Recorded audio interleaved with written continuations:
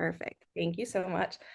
Hi, everyone. Good evening. Thank you so much for joining us tonight for our first of College Essay Guys live webinar series for first-gen low-income counselors. Tonight, we're going to be talking about how to create a college-going culture and counseling team. My name is Diana Alvarado. I use she, her pronouns. I work with College Essay Guy and the Matchlider Scholars Program part-time, supporting in the specific FGLI webinar series. The series is aimed at providing professional development and resources and community for counselors that serve any number of students who identify as first-gen, low-income, or otherwise underrepresented in higher education. If you're interested in joining us for subsequent webinars that we have in the future, I'm going to go ahead and drop College Essay Guys webinar and live events calendar in the chat so that everyone can see it. You should feel free to check out all of the events that College Essay Guy has to offer. Next month in February, on February 18th, we're going to be doing a webinar on supporting undocumented students. We have an awesome presenter joining us to talk about all of the resources that you need to know, particularly with the new change in administration on how to support students who are undocumented or come from mixed status families in the college application process. And so we hope to see you there and at future FGLI webinar events. Quick housekeeping items. I'm also going to go ahead and drop a Google form in the chat. If you've joined us for a webinar series before, you'll know this Google form very well. It's just to get some background on who you are, where you come from, and what you would like to see in future live session events. And so I really hope that you guys take some time to fill that out and share your feedback with us, because as we continue curating this webinar series, I would love to provide content that feels relevant and important and helpful to you and your communities. Lastly, this meeting is being recorded and you will be receiving the Zoom recording and any associated resources and slide decks after this session within 2 business days in your email. And so we look forward to having you engage with that content even after the fact. And I think that that's it on my end. Feel free to use the Q&A option to ask any questions that come up during the session. We'll have about 15 minutes at the end of tonight's session to go over Q&A. And so I really encourage you all to ask questions as they arise.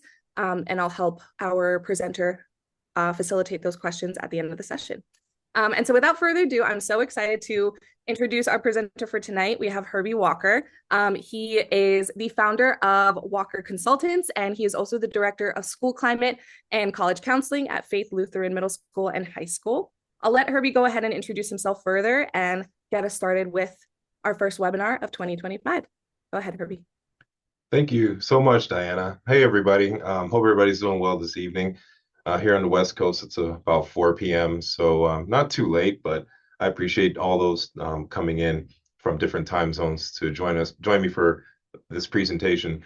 I came up with this presentation actually by accident with sharing an Uber ride with Ethan, where we're heading to Sacramento Airport, and timing was just on our side. And we're in my conversation. I had just rolled off as president of WACAC, and I was sharing with him that the last 3 years of my presidency has been so busy that I hadn't had a chance to submit for a presentation for any conference, and it's something I've always wanted to do. And he was like, "Well, Herbie, what do you think you can talk really eloquently on?" And I came up with, I like helping counselors establish their counseling program, because as somebody who really went through the ringer in that, I feel like I have a lot to share to help, alleviate some of the stressors that might come with that role. And he said, "You know what, why don't we just make it happen?" And I was like, okay. And so we put a date on the calendar, and here we are. And I wanted to share with everybody, I really care about how counselors are treated at the school. I'm currently at a private school now, but I have background in public and charter schools, and as well as CBO, community-based programs, where we had this really big mission to get as many kids into college as possible, helping them find that great fit. And I had a lot of trial and error. And I want to share really when I approached this presentation, and forgive me if this is a little bit rocky, because I literally designed this presentation. It's the first time I've ever put in this particular presentation together. So you guys are the first receiving it.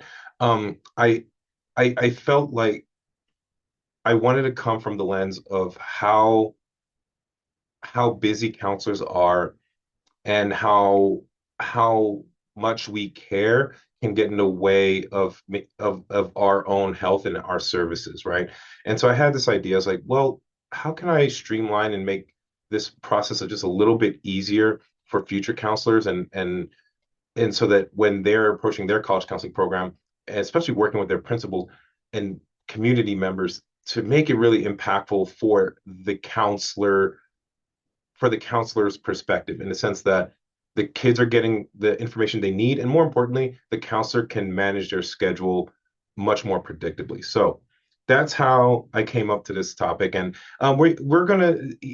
I themed it to be low income first generation students, but honestly, this model that I kind of putting together can be used for any college counseling department that's looking to streamline their services for their students. So let me get here.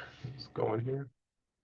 So what I want to do here is hopefully at the end of this presentation that you counselors are going to have something tangible where you can create a sustainable um, college counseling model at your school, whether it's a large public school where you have quite a few staff, or if it's an army of one in a small, medium-sized school.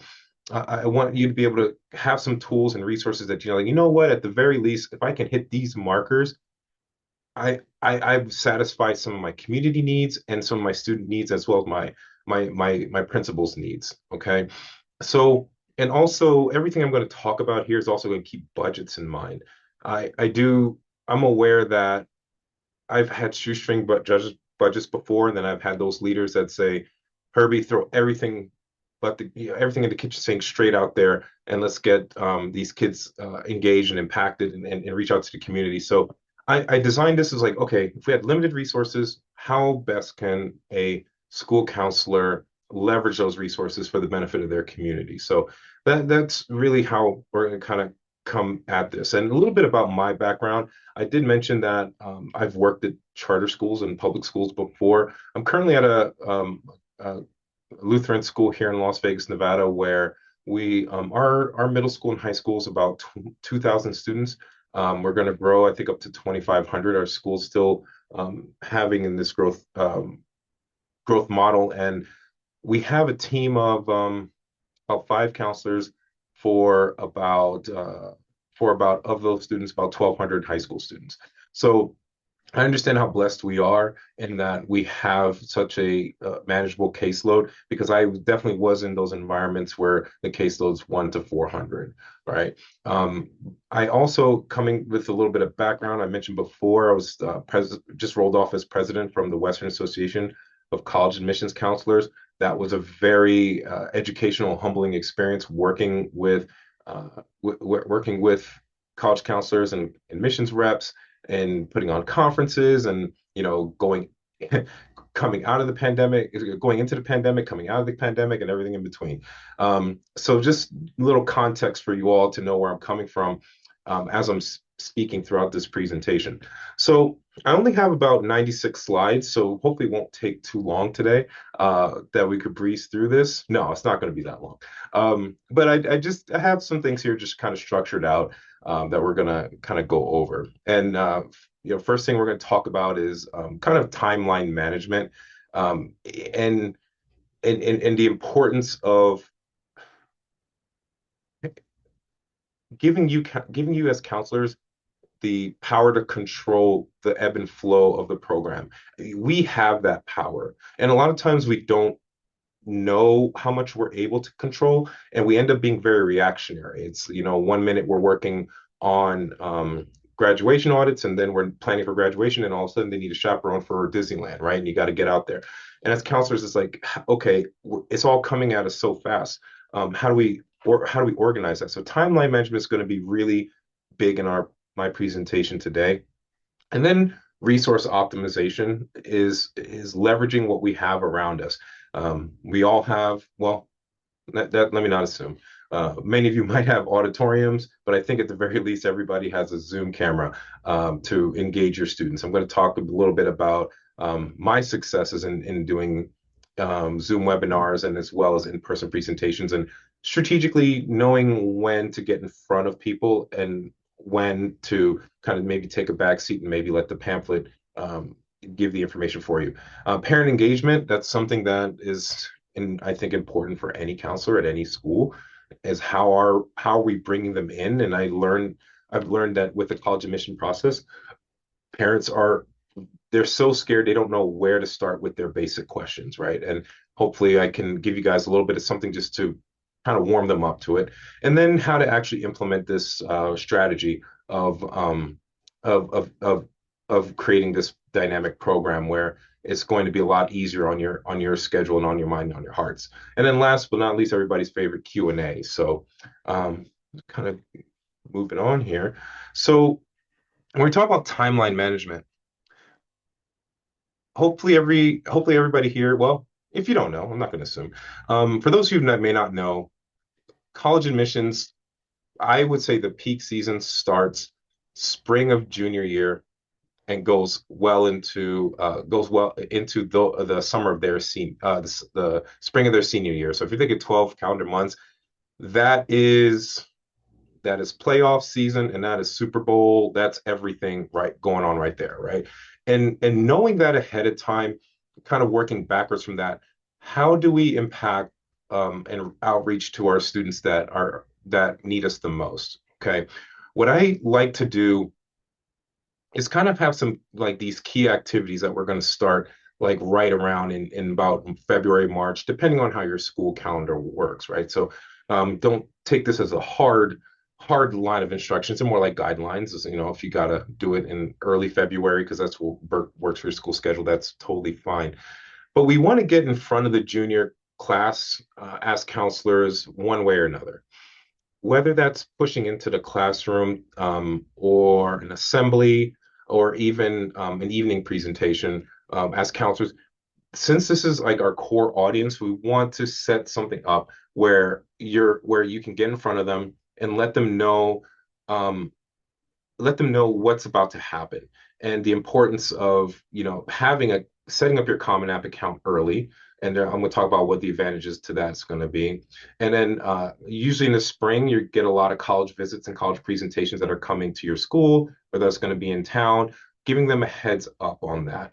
If your school uses a platform like Naviance or Score to keep track of your college application processes, this is going to be that opportunity where you're going to remind them like, hey, this is going to be our go-to tool for your college applications that we as counselors are going to communicate through you, right? And at the very least, a Common App account, if you don't have Score and Score or Naviance, a Common App account, you can access that as a counselor and see the progress that your students are making through the counselor side of things, right?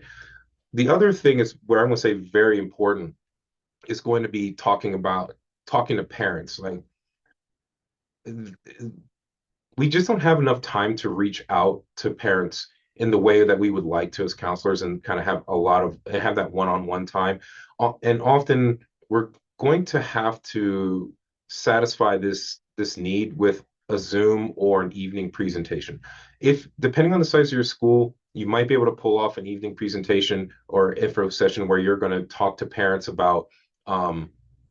to parents about the timeline of the junior year, the end of junior year, going into senior year, and just kind of explaining some of the key some of the key checkpoints that are going to pop up. And I have some handouts that I'm going to show you as well. That's going to be that crucial time to do it. And also just remember in April, everybody here as counselors, it's going to be graduation season, right? And we and that says senior class. I meant to say junior class, but you want to try to meet with the top 10% of your junior class. If you have a school of 300 juniors, try to set that goal of like that top 30 kids. Try to have folks within your counseling team at least get one face-to-face meeting, even if it's 15 minutes, just to get an idea of what kind of schools those kids are going to be applying to, and so that they know who you are as well. Setting that kind of like quick checkpoint that, hey, we're here for you. We want you to know that we're here to support you, even though our school might be big or small. You do have resources here as a student, right? And the same thing as the parents. I have found that when you're talking to your parents in general, I've had a lot of success with this lunchtime presentation. I call them lunch and learns. So where I will set up in our school newsletter, I'll announce it for about a week or two, kind of get pre-registration signups and have parents sign up for my lunch and learn sessions. And I have multiple different topics. I do something called College 101, which is geared for ninth and 10th graders, College 201, which is geared for juniors, and then we're going to do College 301 this year for my school, where we're going to talk about actually once you've been admitted as a senior, what happens next, right? These kind of lunchtime sessions work really well. I'm going to talk a little bit about that as well later. But as you're as you're keeping in mind that these are the activities that you want to have with your school, you want to be mindful of like documenting it. So whether you're doing an in-person presentation or if you're doing a Zoom with your parents or students, try to record that so that you can have a repository on your school counseling website or even like a YouTube page where you can always direct kids to. It's like, hey, you missed my talk on how to narrow down your college list. Please check out the YouTube page that we set up for our college counseling department. But this springtime, it's going to be so busy. So we just want to get ahead of just that timeline. Early spring, we want to try to get in front of the parents, get in front of the junior class as a whole, and then try to get a little bit of one-on-one time with your the top 10% of that class. But then and I know immediately you're going to probably have testing and graduation stuff that you have to worry about. But knowing that you're going to get into that, it's going get into that and you're going to plan around that, it's going to be pretty key to having a less stressful start of the senior year, which we're going to talk about a little bit in a few. Now, depending on time, meaning your time as a counselor, I really like the idea. I really like these college boot camps. I've been doing college boot camps, application boot camps for about 10 years now. And it again started as a necessity being at a school where my administration was insistent every kid had to be accepted to a college, right? It was those lofty goals that I had to deal with that I was like, okay, well, it's only one or two of us. How am I supposed to make that happen, right? I found that pulling those juniors in, like after as a counselor, you get done with AP exams and graduation require graduation stuff that you have to take care of. I love sitting down my juniors for a day or two. Sometimes it's after the school year ends, and it's one of those sacrifices that I chose to make. I later had it adjusted into my contract so that my contract extends a little bit after, a little bit further into the summer, so that I could do these presentations and it wouldn't, hurt me too much. But the goal here is to get as many juniors as you can onboarded for the college admissions process. And at the very basics, right, what you should be doing is a Common App walkthrough. And what I have done is make this announcement to my staff, my counseling staff, and the students that, hey, on June 1st and June 2nd, we're going to have a 2-day application boot camp from 10 a.m. to 2 p.m. And the first day, we're going to go over the common application. The second day, we're going to talk about personal statements. We're going to talk about how to request letters of recommendation, how to fill out those brag sheets. Now, why we're doing this, no matter how big your school is, you're going to get a nice sized audience of juniors that are genuinely interested in getting this done. You're always going to have those kind of knuckleheads that are just there and they might sleep, but let's kind of pay attention to like the big the big picture here, and that we have a captive audience of juniors that want to go to college.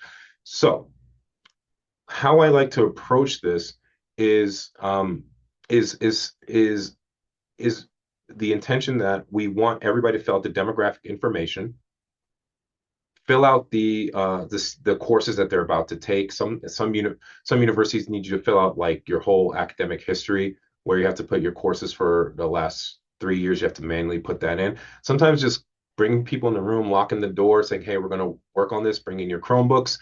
Um, just goes a long way. Also giving one-on-one time, a little bit of one-on-one time with you and some of the students, because one issue that I'm always having is getting students to give me authorization on their Common App through the FERPA section, uh, so that I can see what they wrote and or I could see their application like perpetually. And at these presentations, this is the stuff that I go over. It's like, okay, we knocked out the demographic info. We're going to talk about the FERPA waiver within your Common App. Hey, make sure you click it and put my email address as your school counselor, right? And what happens after these 2 days, your kids might close their laptops and not think about this again until they come back to school in August, but that is okay. The purpose here is really for you as a counselor, that day or two that you spend on that boot camp is going to save you weeks of work and headaches as students start coming back to school, right? One thing that I really I wish I had, I just thought about this. I'm gonna have to include the slide next time. But the data for students that go far away from colleges is pretty clear. The majority of students at your school are probably going to stay within a 50-mile radius of their high school. That's just kind of like the national data on that. Knowing this, every high school has colleges that have direct admissions processes that are nearby. Whether you're, I live in Las Vegas, right? So I'm going to pick on the schools: University of Nevada, Las Vegas, Arizona State University, University of Arizona, right? All of these schools are what are considered direct admission universities that most of my students are going to attend anyway.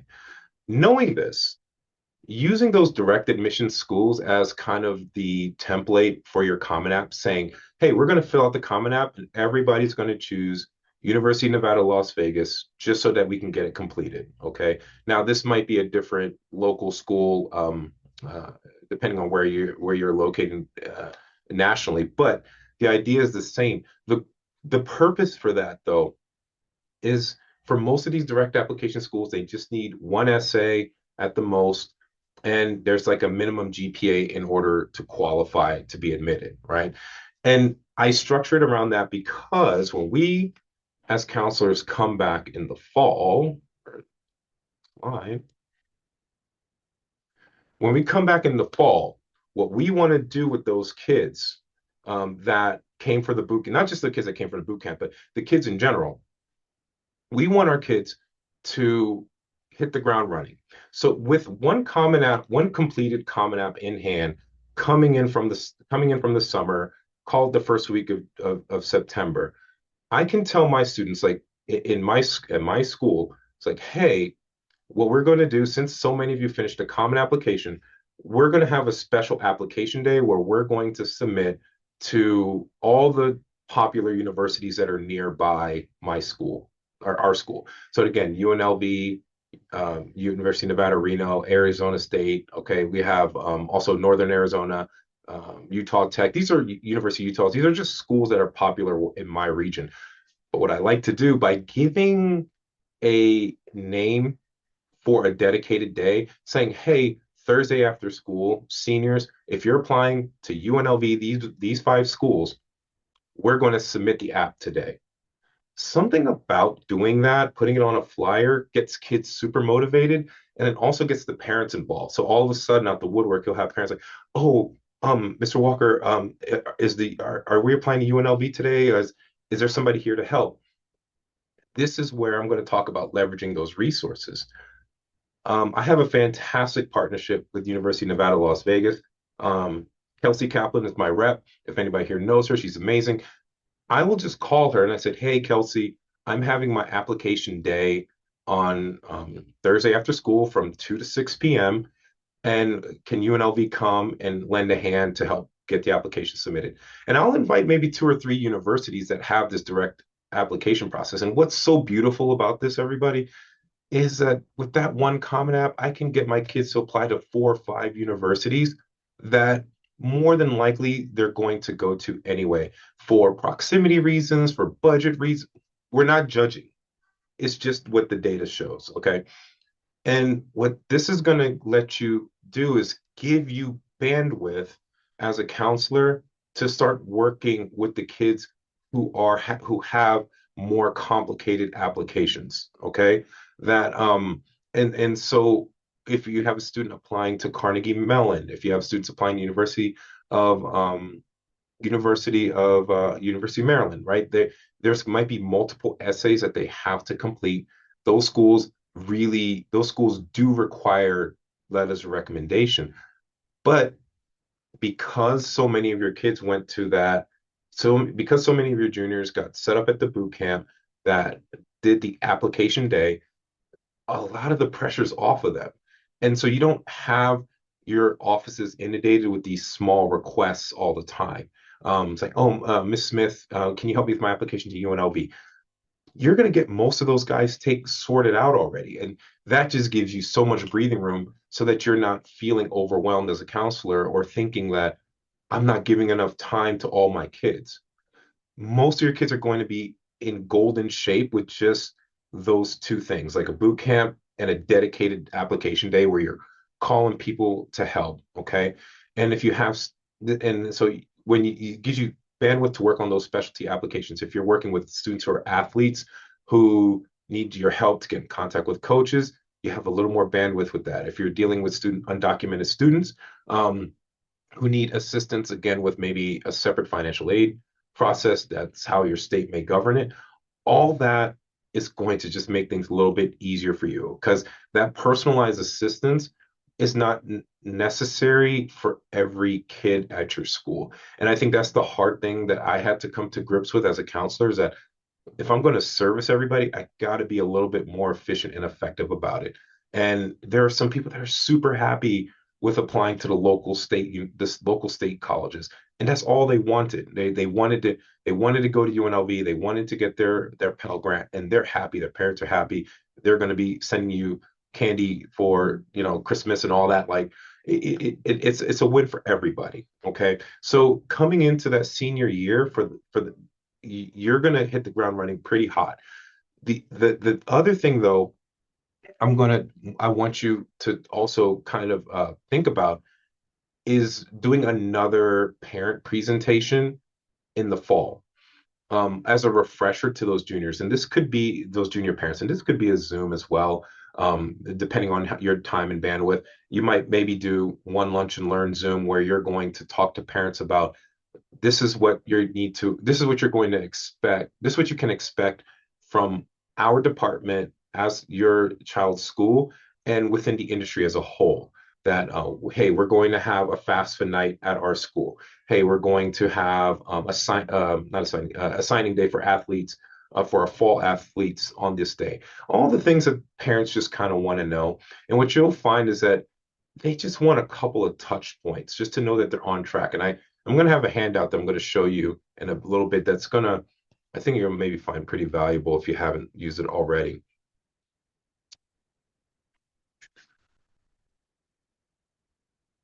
All right. Now, I used UNLV as an example about building out these partnerships. I do want to talk, when I talk about university partnerships, I'm not talking about like a formal MOU agreement. I mentioned the FAFSA earlier. What I often, what I have often done is I had to do a lot of the FAFSA workshops and a lot of informations on my own. And now I'm very comfortable with it, but when I was a new counselor, it was super intimidating. And now things are a lot different. Just about every university, especially if they're a public university, their Department of Financial Aid is more than happy to come to your school to help you present. If not the local university, the local community college, because literally everybody is doing FAFSAs and financial aid applications. So if you're wanting to do a workshop or an info session and you're unsure about that, you creating a partnership or relationship with your local community college, saying, "Hey, can you guys come to my school on a Saturday or an afternoon, after an evening to present to my parents and students to just talk about the FAFSA or do a walkthrough?" More times than not, with enough notice, they're down to help. And this is what I'm talking about, getting some extra manpower on your team. that you may not have the actual budget for. Um, where I often bring UNLV here to help with our financial aid night. Again, Kelsey, she works in admissions, but there's folks in their financial aid department that's always willing to come and help me out on that. They'll do those Zooms with me. We'll do a collaborative Zoom walkthrough of the FAFSA for those parents that sign up, and we just do like a pre-Zoom registration link, kind of get those names, and then we do the walkthrough together, and it's a very satisfying it's a very satisfying event that I often don't have to moderate, I don't have to run. I just have to moderate it. Just I have to often just be on the call to help any answer any questions. But the financial aid office at the local community college, man, they're more than welcome. They're more than excited to help you out. So leverage on those things is ultimately what I'm trying to get at here. Now, in the fall, like I mentioned, let's talk about bringing your parents in for a presentation as well, the same presentation in the spring. Now, you'll get this resource, and I don't know if you guys have seen it, but College Board Big Future has this amazing handout. I love using it because at our school, a lot of kids take AP courses. A lot of kids are taking the PSAT. We do PSAT in-house. Everybody has a College Board account, so it's just easy to grab the resources for me. But at my parent meetings, when I'm having my parent 101 info session, I like to use this college planning guide. Um, Diana, can everybody see this okay? Does this come in clear? Okay, thank Yeah, you. I think it's something, yeah. Okay, great. So I print out a bunch of these. I print out 100 or two, and I do my PowerPoint presentation based on this. What do I do as a ninth grader? Bring the parents in or do it during a Zoom and literally just hit each of these points, you know, talk about activities, making sure if you're a ninth and 10th grader, what is your club? I have parents that say, oh, what's the best club? Like there's no best club for college admissions. Whatever your kid is into and they're excited about it, that's the one.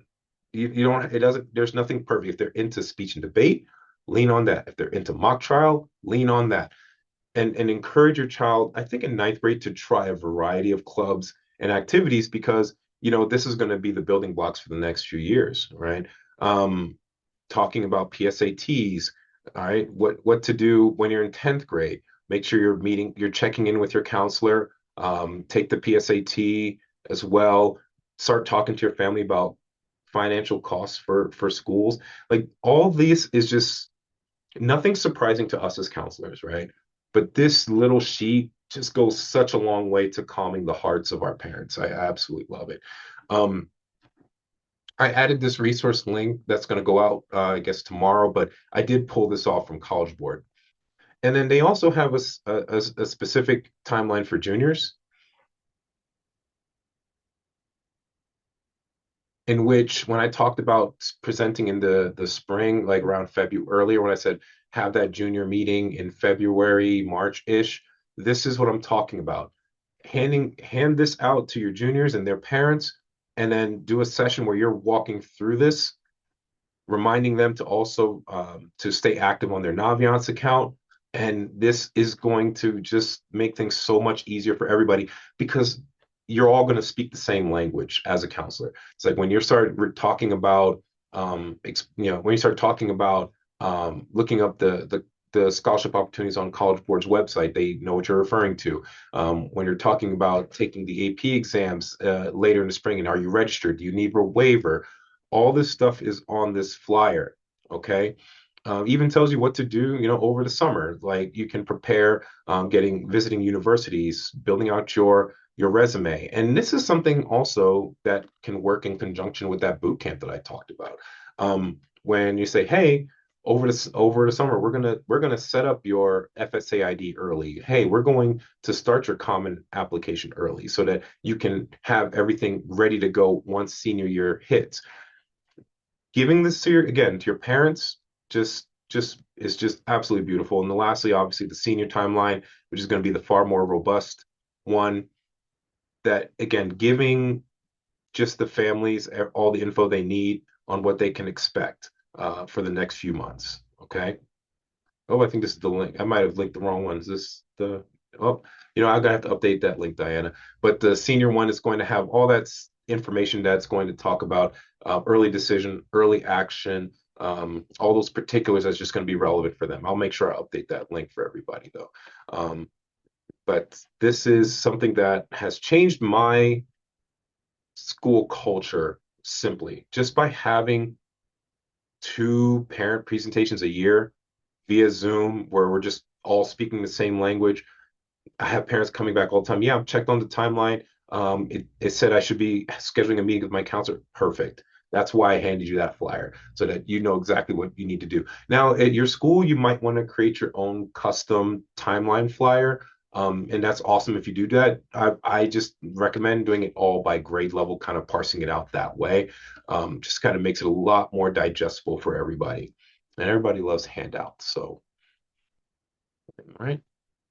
Now, getting closer to the end here, what I want to talk a little bit about is kind of evaluating your program. And this is, I had to do this, even if no one's asking you to do this, you should do this because you always want to know as a department how you're doing. Are you being impactful to your students? And if you have the if your school has Naviance or it has Score or some sort of college application management platform, there's built-in surveys in there you want to use these.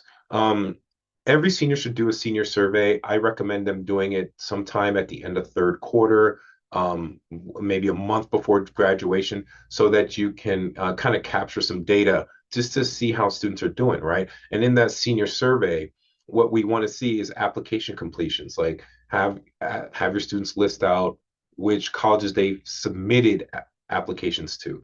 If you have Naviance, have them update the status of were they waitlisted, were they admitted, were they denied. But if you're doing a basic Google sheet just to get some sort of data, hey, how many applications did you complete? How many did you apply to University of Maryland, Bowie State, Howard Community College, whatever?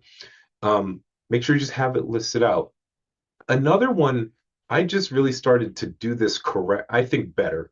Um, our school is a private school, and I think there's a pretty big misnomer um, within our staff is a disconnect between the amount of perceived kids that receive financial aid and who actually receive financial aid. And I think it's a lot higher than it is a lot higher. And we figured out it was a lot higher because in our survey, we changed our survey question to um, did you apply for financial aid to did you receive a Pell Grant?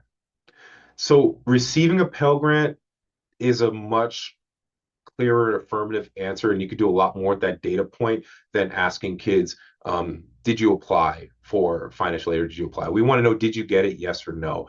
At our school, it turns out quite a bit of students qualified for a Pell Grant. I think we were at 25%, or our private school that they were receiving some sort of Pell Grant. And what you want to do with what you can do with that data, it would help when you're asking for additional resources and support from your principal and your leadership team, kind of tell me, hey, we're serving this type of population, and we don't have as much resources as we could use. An extra we can use an extra staff member so that we can verify some of these applications. We might need a homeless liaison, depending on how high a need your school it has is showing on the Pell Grant, because sometimes capturing the data yourself is just going to come out much faster, and folks leaders love internal data. And then obvious things, parent attendance, like every time you're doing those webinars, those evening presentations, take parent attendance, see how many folks are turning out. We had a junior class of about 100, no, sorry, a junior class of 440. And I think about 110 parents came out, right? To me, that's amazing, right? A quarter of your, that's money right there. Show again and taking these metrics to your school leaders just so they know what your department is doing on a very high level at the very least, right? Any principal or assistant principal can understand this data is like, hey, this is what our college department has done We had our boot camps, we had these financial aid workshops, and these are how many kids who came. This is their status, this is how much they enjoyed it. This is at the end of the day, we had, because of our college application day, we had half of our seniors apply to universities before December 1st, right? Your boss, the principals don't necessarily know one application satisfies five schools. They don't care. They just want to know that half their seniors applied to college, right? That's what you start doing with this data, to start showcasing the work you're doing. That's absolutely and truly amazing, right? And again, I'm not going over anything that you all don't already know. It's just streamlining it and just putting just a little bit of planning. I would probably say the hardest thing to do would be the boot camp for anybody. And I would say if that's intimidating for you, at just the very least, just try to do a Common App walkthrough with your kids. Start small and grow it accordingly, depending on how much staff you have. But just to kind of go over just like a quick summary of everything we talked about. Um, when you're approaching your college counseling program, start with your local colleges, right? Your local state schools or your private schools that all use the Common App. The simple schools that really ultimately want a GPA or test score and maybe no more than one personal statement. Most schools are going to fall under this category, okay? And that's going to just, I look at it as like, if we're going fishing, we're going with the big net first, getting a whole bunch of these kids, getting a whole bunch of these colleges, and that are awesome, that are going to be great fits that folks are going to be happy on. Take care of it, and then we start getting unique. We start getting the lure out for the individual fish that just needs a little bit more attention, right? Schedule those parent webinars. I know we're all busy, but I'm telling you, those webinars, I don't do more than 3 or 4 a year, just a context, right? And that completely changed how our parents view our school. They view our counselors as more competent. View our school as more welcoming and approachable, all because we just scheduled a Zoom and we got in front of the camera just for 45 minutes. Changes the entire energy, in my opinion. Plan a boot camp if you can. Partner with your universities at the start of the year to do that application day. Try to get their support, and their resources, because they have their own budgets just like every other school, and their budgets say, hey, get your tail in that school and help whoever needs with the FAFSA. Leverage them, reach out to them. They're here to help. And then last but not least, survey your seniors, by the end of the year, right? My whole purpose for doing all this is that, one, okay, I'm going to say it. If you haven't noticed, the whole thing with the survey is like, I hate how counselors are always forgotten. Like, everybody remembers Teacher Appreciation Week, but no one remembers Counselor Appreciation Day. Right? I don't know. All I want is my Counselor Appreciation Bagel, but I have to share with the Teacher Appreciation Bagel. Doing those surveys helps shine some light on the amazing work you're doing, and that's all that I want, for you all, is to make your jobs just a little easier, a little less stressful, that you can help more kids with, and then also get a little shine for doing the hard work that you've done, because it's important. It really is. Um, my email address is here, for anybody who might want to reach out offline. I'm more than happy to talk to you about how I run my program, or if you have questions on maybe how to work with a difficult principal, maybe you're struggling over there, you just need an ear to lean on. I'm here for that too. But I just want everybody to, for next school year, just going just a little bit more prepared, just so that you're a little less stressed. That's all I got, Diana. Amazing. Thank you so much, Herbie. I think I could speak for everyone on the call tonight that was super informative. And I think I definitely echo and underscore a lot of the sentiment that you shared of, like, doing kind of a structured general approach really allows for the time to be able to focus on those kind of unique cases, and students who can be even up leveled even more in their college application timeline. So thank you so much for the content that you've shared tonight. I'll let the chat ruminate on some questions. Please feel free to use the Q&A function if you have them. I did want to float a question your way, Herbie, and maybe you don't know this data offhand, but I'm wondering, since shifting your kind of approach to having this timeline that begins, at the tail end of junior year, and like the Common App is all set up that summer and everything like that, wondering if you've seen an increase. I know that you said a majority of your students apply local, but wondering if you've seen an increase or maybe an extra motivation for students to apply early decision or early action, given that they, have their application set up ahead of time. Have you seen that, like, students trend more towards ED and EA? Yeah, the going back to those top 10%, top 20% of the kids, they are the audience that are going to, in my experience, that are going to kind of push to try to get things done ED, EA. There are some statistical advantages for applying ED, and there's been some trends that are starting to reverse a little bit, but in general, most of my kids who are going to competitive or trying to go to a competitive college, they are leveraging that EDEA option. Universities love them because you're getting a super committed kid right off the bat. I am just very cautious with students when they were applying ED and EA, talking about finances. I was just very transparent about that off the break. And the conversation I just have is like, do you got is finances a concern for college? And if they say it is, then I asked, we got to be a little bit more delicate when applying EDEA, because I'll have families that aren't necessarily Pell eligible, but they're not low income either. They sit in this solid middle class band, and you don't want to maybe miss out on other options of universities that could probably fund you better, right? But yes, I have seen that trend. It doesn't seem to be slowing down, especially here at my current school. My last two schools, actually, my last charter was very hyper focused on college preparation. So we had a lot of kids going EDEA there as well. So Definitely. Awesome. Thank you. We have a question from an anonymous attendee. Any suggestions about working with undocumented families given the new political environment? Do you wrap them in or do anything special at your school? at my current school, no, but at my previous school, we had a very, very high undocumented population. I've worked with undocumented students for quite a few years as well. What I do is I leverage my local resources. So again, I use UNLV, for example. I know it the best because it's in my backyard. They have a special scholarship application that does not require submission of a FAFSA.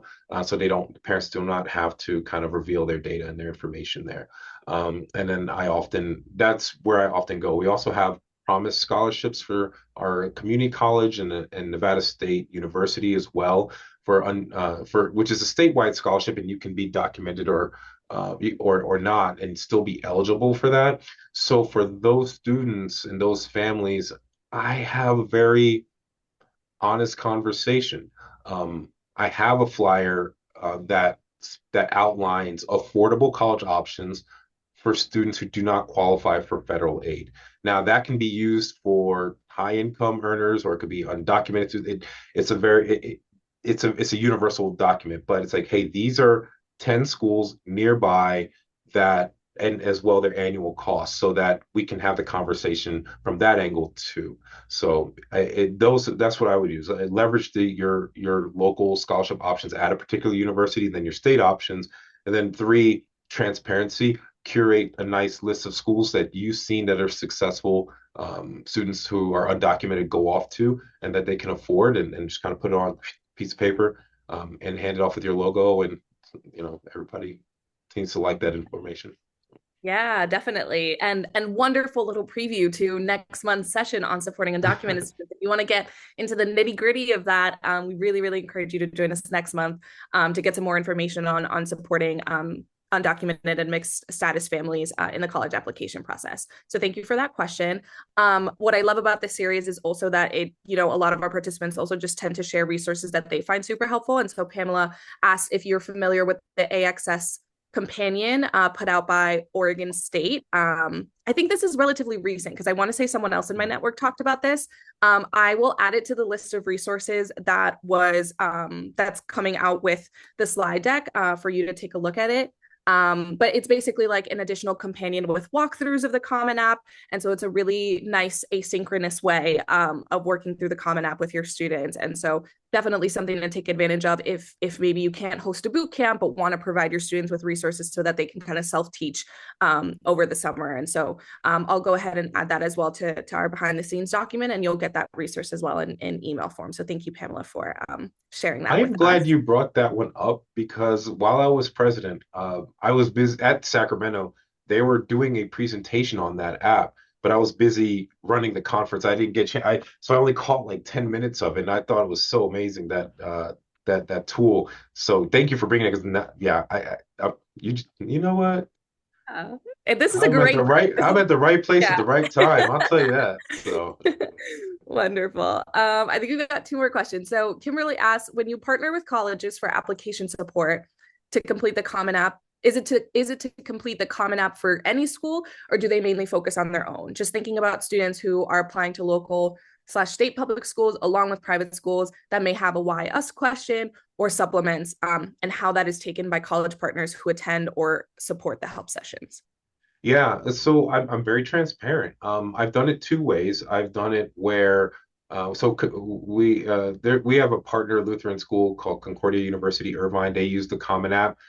I've invited them to do their full walkthrough, and I respectfully let them do their presentation, right? And at the end of that, at the end of their presentation, I'll say, "Hey, all the work you did also works really well for our local school down the street. Why don't you go ahead and add that in there?" And I might say it maybe the next day or afterwards, but I try to respect the speaker in that particular format. But I have done it where I've just been transparent, where I've invited multiple colleges to help that day. So I would invite Concordia, Irvine, UNLV, Arizona State reps, and I say, "Hey, would you mind helping?" And I have a cafeteria with 100 students. I'm doing a PowerPoint. I have my counselors helping me, and then I have the other reps floating. I would say gauge the temperature with the college that you're thinking of and just see what they're comfortable doing. Some like, oh, we just do our own presentation, or if I just had a great relationship, they just came and gave me a hand. So just kind of building that rapport and just have an honest conversation. Tell them what you're looking to do and see if they can help. And if they have their own way of doing it, just that's cool too. Yeah, definitely. Wonderful. And then our last question is kind of related to just like other conversation topics in this college application timeline. So, do you have any tips for students and families that are planning to start at community college, but maybe finish at a four-year institution? Do you ever have like a community college rep come in to help students understand maybe the transfer pathway, or other kind of conversations like that? We thankfully here in Nevada, we have a very clean and linear transfer process between we have College of Southern Nevada that where they do the direct feed to UNLV. They partner, and so bringing them both in together to talk at the same time to explain that transfer process, like what happens when that baton is handed, has been very effective for us. And so yes, we've had leverage it. We don't have too many community college options here in Las Vegas. It's literally one community college with three campuses, so it's a little different for us here. But yeah, absolutely. Yeah, definitely. Thanks so much, Herbie. And so just kind of wrapping us up for tonight's session, I know one of the main themes that, Herbie was talking about in his presentation is really just leveraging, that like end of school year before the school year starts kind of timeline to conduct boot camps and things like that. If you come from a school that has limited resources or capacity is not at the extent where you can build that out in-house, I really encourage you to take a look at College Essay Guide's resources. I'm going to drop a link in the chat for the College Essay Guide courses. There are courses over the summer that go through the full college application process led by Ethan himself, and those are pay what you can.